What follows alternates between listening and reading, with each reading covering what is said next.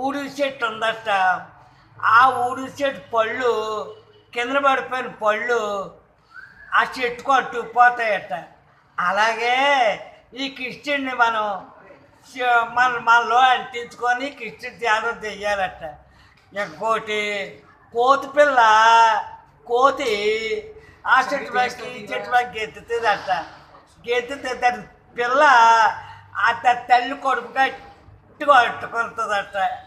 అంటుకుంటే అదేమది ఈ తల్లికి ఏం బాధ్యత లేదు, పిల్లకే బాధ్యత. తల్లిలా కాకుండా పిల్లలాగా మనం కిచెన్ గట్టిగా కట్టుకోవాలట. కిచెన్ గట్టిగా కట్టుకోవాలట మనం. అయితే ఏమన్నా మళ్ళీ చెరువు ఉందట. చెరువులోని వర్షాకాలం కప్పలాగా కృష్ణ కృష్ణ కృష్ణ కృష్ణ కృష్ణ కృష్ణ అని స్వరం చేయమన్నాడు. మళ్ళీ ఏమంటే ఓ 10 ఎకరాలు భూమి ఉన్నోడు 1 ఎకరం భూమి 10 ఎకరాలు 9 ఎకరాలు పండించేసుకోవాలి. 1 ఎకరం భూమి ఆవులకి కొగ్గియాల బీడి కింద గడ్డి కింద, అది పుణ్యం వస్తుందట. ఆవులకి పందిరి వేయాలట, సాల కట్టాలట. అట్లా సౌరస్యంగా ఆవులు చూడాలట.